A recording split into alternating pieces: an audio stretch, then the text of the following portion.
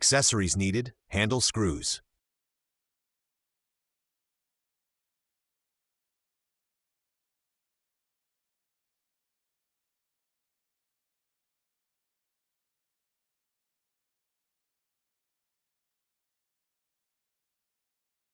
Tools needed: electric drill or screwdriver.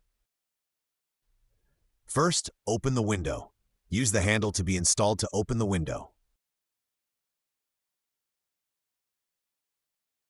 Then, install the handle. Turn the handle cap and tighten the handle screws with an electric drill or screwdriver.